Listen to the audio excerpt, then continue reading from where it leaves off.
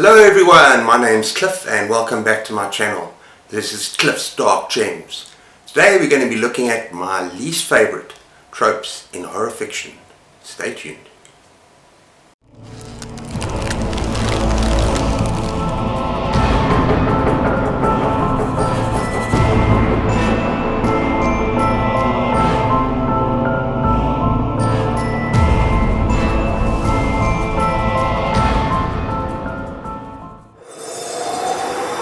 So everyone, earlier on in this month I made a video showing off my favourite tropes in horror fiction, and so it just seems logical that I should pair that up with a video that I'm making today showing off my least favourite tropes in horror fiction. But please be advised that this is my opinion. If some of these books are your favourites, that's fine. I have no worries with that. We're all different and that's what makes this interesting. So be free to comment, but be respectful. Thank you. Okay, the first trope I'm going to talk about is repetitive body horror. Now, I have no problem with body horror at all. In fact, I enjoy it. I love Clive Barker. But Nick Cutter, the Troop, didn't do it for me. Because it was repetitive, it ended up almost being, I knew what was coming next, it was predictable, and for me it took away from the story a little bit. And that was a problem. Now, I like to be absolutely terrified and horrified and at times disgusted by what I'm reading. But in this particular story I did not find any real terror or horror. It was more just disgust over disgust over disgust. And unfortunately that was just me. I know that this is loved by many people, but yeah, it wasn't a bad book. It wasn't a terrible book. I think I gave it 3 stars on Goodreads. I think just the gore and the blood and the repetitive horror maybe could have been toned down a little bit, you know, kind of almost as a surprise thing instead of just constantly in your face. Okay, my second least favourite trope in horror fiction. Now this is cliche, cut out cardboard characters that are just boring and dull and completely unlikable. And I went with The Ruins by Scott Smith. Now, this was a fun novel, gory as hell and a lot of fun, but the characters were so stupid.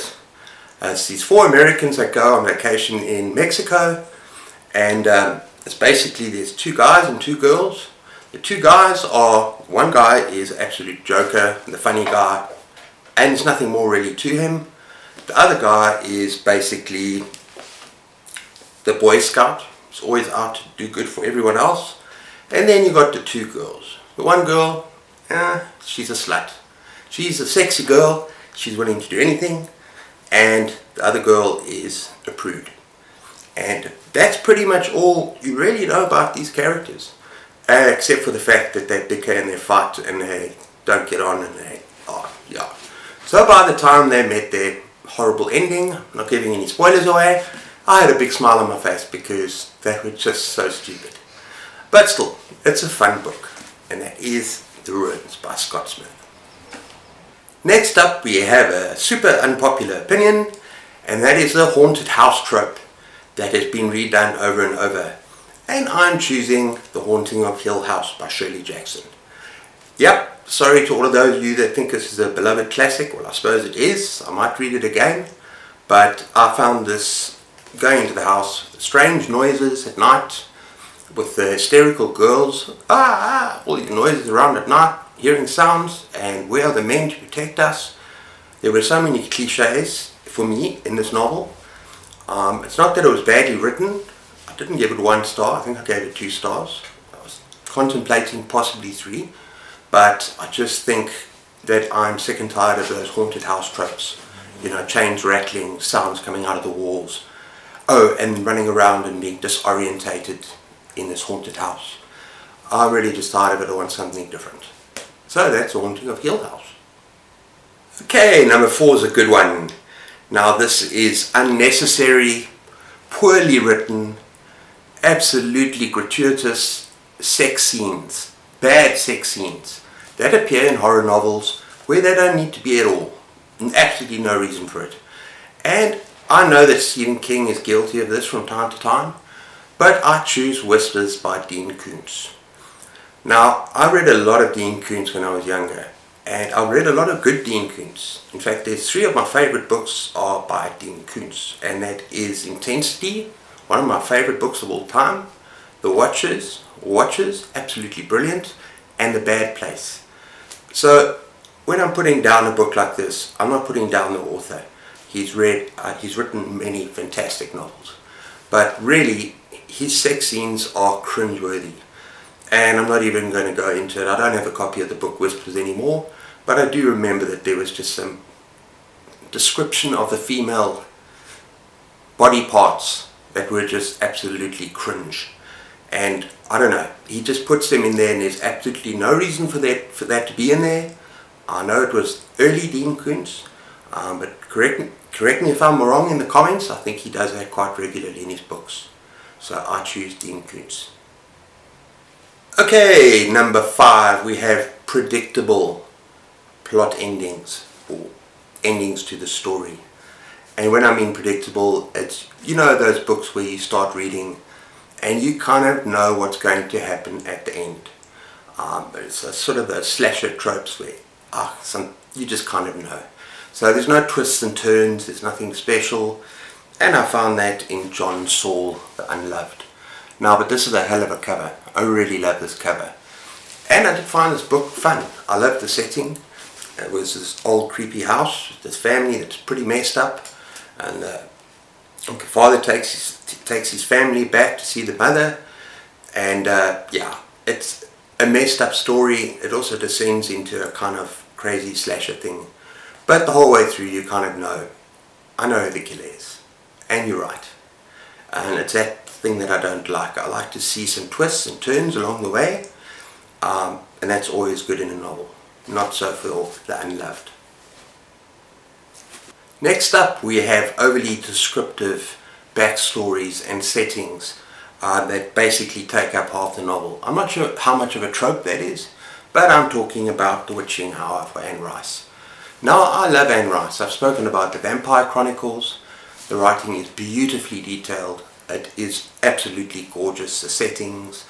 But as beautiful as the writing is in this novel, the reason I could not get past it was because it is just so long. In talking about the Mayfair witches and their backstory and their history and their genealogy and all these things, maybe I need to give it another try. But I just found that the story is looking backwards instead of moving forwards, if you know what I mean. I just found it overly long, overly descriptive, and yeah, I kind of got a little bit bored with the story, to be honest. I pushed the way through, but also the ending just, yeah, I gave up on this Mayfair Witches. Let me know if I should try it again. Okay, in 7th position we have something quite different and something quite interesting, and that is medical horror. Now, medical horror, when I mean that, I don't mean about lobotomies and haunted hospitals and dead demon doctors and things like that. I'm talking about Robin Cook, Coma, and some of his other novels, where it is missing organs, organ theft, strange doctors that are up to no good.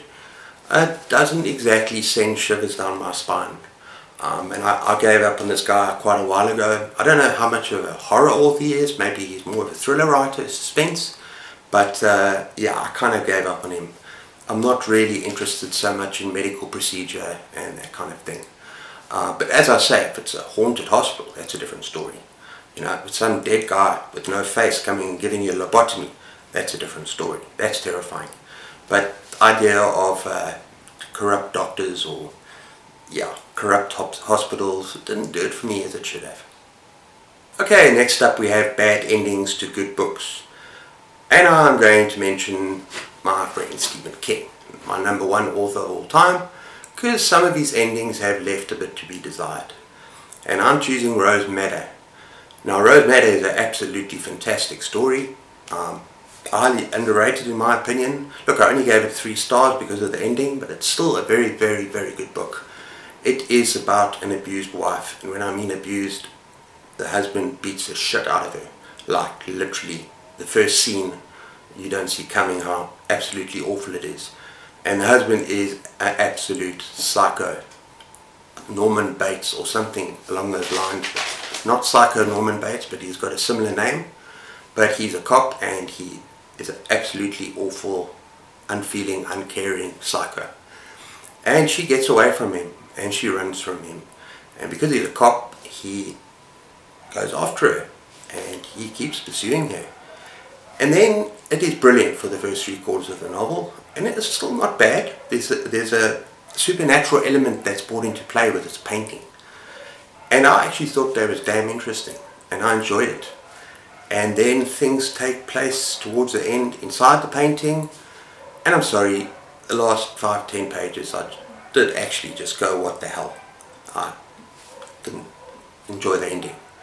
It's not often that happens with me, with Stephen King.